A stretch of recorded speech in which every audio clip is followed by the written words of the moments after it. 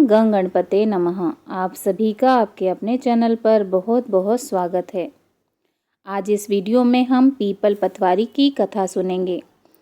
प्राचीन समय की बात है। किसी गांव में एक बुढ़िया रहती थी। उसके 4 बेटे थे। बुढ़िया ने 4 ही भैंसें पाल रखी थी। कार्तिक का महीना आने पर बुढ़िया ने अपनी चारों बहुओं को बुलाया और कहा कि मैं तो कार्तिक नहाने जा रही हूँ। तुम चारों एक एक भैंस रख लो। मैं 1 महीने में वापस आऊँगी।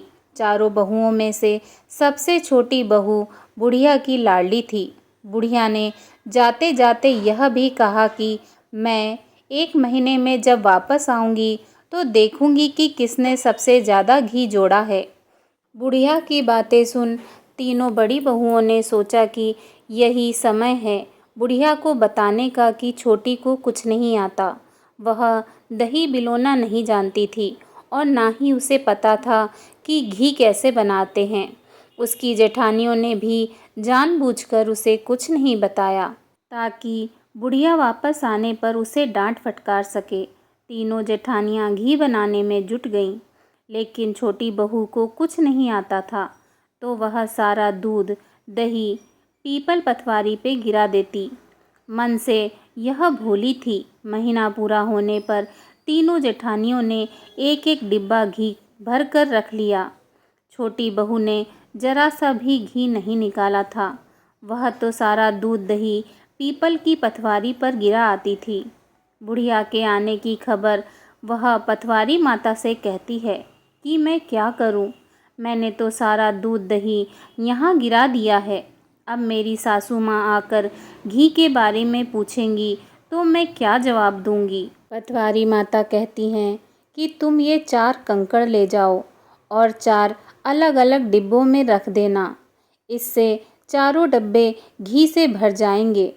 उसने ऐसा ही किया और उसके पास 4 डिब्बे घी हो गया।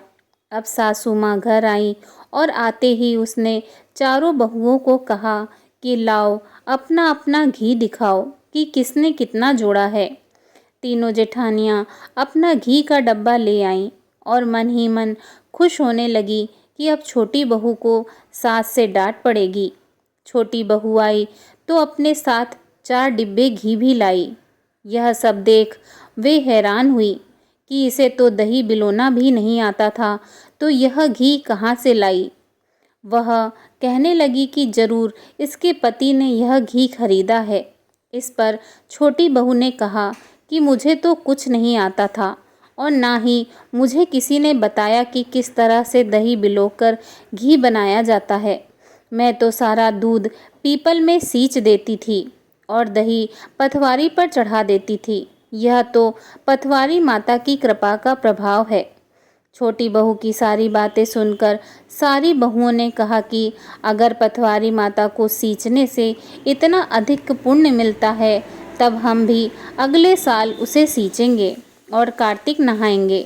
हे पतवारी माता, जैसे आपने छोटी बहू की सुनी वैसे ही आप सभी की सुनना, सबकी मनोकामना पूरी करना। जय हो माँ। पीपल पतवारी की दूसरी कथा। एक बुढ़िया थी। उसने अपनी बहू से कहा, तू दूध दही बेचा। वह बेचने गई तो रास्ते में औरतें पीपल पतवारी सींच रही थीं। उनको सींचता देखकर बहू ने पूछा कि तुम क्या कर रही हो? औरतें बोलीं कि हम पीपल पतवारी सींच रहे हैं। इससे अन्न और धन की प्राप्ति होती है। 12 वर्ष का बिछड़ा हुआ पति मिल जाता है। बहू बोली, ऐसी बात है तो तुम पानी से सींचती हो, मैं दूध से सींचूंगी। गुजरी बहू रोजाना दूध दही बेचने नहीं जाती। वह रोजाना दूध को पीपल में और दही पतवारी में सींचती। सास दूध दही का दाम मांगती तो वह कह देती, महीना पूरा हो जाने पर लाकर दूंगी। कार्तिक का महीना पूरा हो गया। पूर्णिमा के दिन बहू पीपल पतवारी के पास जाकर बैठ गई। पतवारी ने पूछा, तुम मेरे पास क्यों बैठ गई? बहू बोली कि सासू दूध दही का दाम मांगेगी। पीपल पतवारी बोली कि मेरे पास क्या दाम रखा है, ये पत्थर पान पतूरा इसको ले जा। बहू ने वही ले जाकर कोठरी में रख दिया और डर के मारे कपड़ा ओढ़कर सो गई। सासू बोली, पैसे ले आई बहू? बहू बोली, कोठरी में रखे हैं। सासू ने कोठरी खोल के देखी तो देखा हीरे मोती जगमगा रहे हैं। सासू बोली, बहू इतना धन कहाँ से लाई? बहू ने आकर देखा तो सच्ची में धन भरा हुआ है। बहू ने सास को सारी बात बता दी। सास ने कहा, अब की कार्तिक में मैं भी पटवारी सींचूंगी। कार्तिक आया, सास दूध दही तो बेच आती और हांडी धोकर पीपल पटवारी में चढ़ा देती। घर आकर बहू से कहती, मेरे से दाम मांग। वह कहती, सासू जी, कोई बहू भी दाम मांगती है? मगर सास कहती, तू मांग। बहू बोली, सासू जी पैसे ले आओ। सास पीपल पटवारी के पास जाकर बैठ गई। पीपल पटवारी ने सास को पान पतूरा भरा हांडी दे दिया। उसने ले जाकर कोठरी में रख दिया। बहू ने खोलकर देखा तो उसमें कीड़े मकोड़े बिलबिला रहे हैं। बहू ने कहा, सासू जी यह क्या है? सास ने आकर देखा और बोलने लगी, पीपल पटवारी तो बड़ी दोगली है, इसको तो धन दान दिया और मुझको कीड़ा मकोड़ा दिया। तब सब कोई बोलने लगा कि बहू तो सत की भूखी सींची थी, तू धन की भूखी। हे पटवारी माता, जैसा बहू को दिया वैसा सबको देना, जैसा सास को दिया वैसा किसी को भी ना देना।